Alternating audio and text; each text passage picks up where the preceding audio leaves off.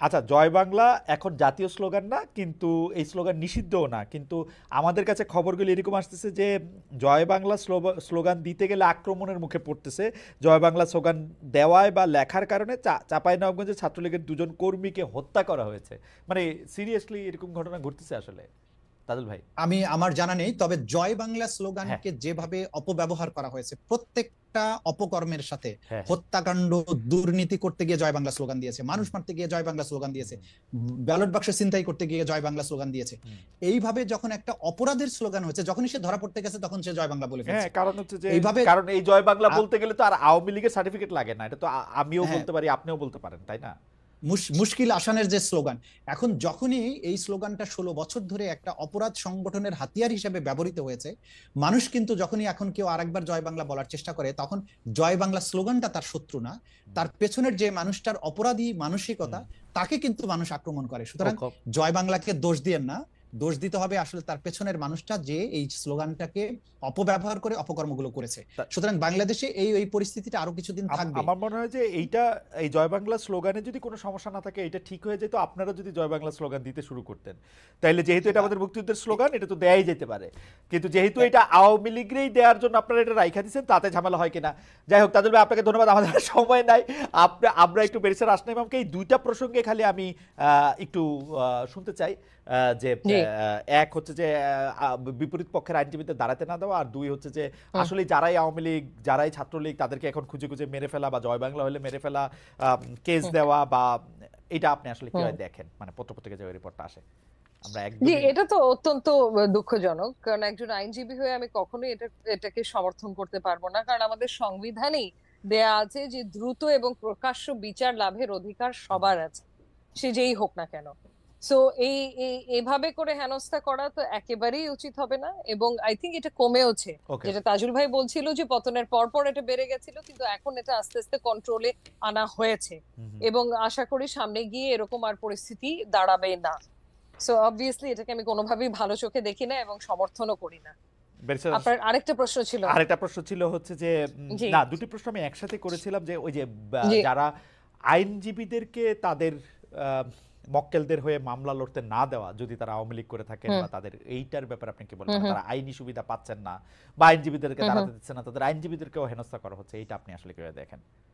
জি, again একেবারেই সমর্থন করছি না, এটা অত্যন্ত নিন্দাই করছি, বরঞ্চ কারণ একই জিনিস আমাদের সংবিধানে তো নিশ্চিত করা হয়েছে, এই right two fair trial, right two legal representation automatically ওটার থেকে এক্সট্রাপোলেট করলেই চলে আসে। সো এরকম একটা সাংবিধানিক অধিকারকে আমরা কোনোভাবেই কাউকেই বঞ্চিত করতে পারি না, এবং লিগ্যাল রিপ্রেজেন্টেশন পাওয়াটা মানে থাকাটাও তাদের অধিকার।